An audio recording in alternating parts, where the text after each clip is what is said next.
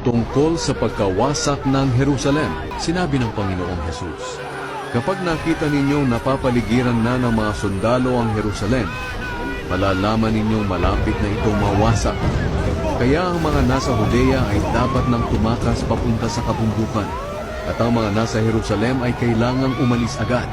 At ang mga nasa bukid naman ay huwag nang bumalik pa sa Jerusalem. Sapagkat panahon na iyon ng pagpaparusa upang matupad ang nakasaad sa kasulatan.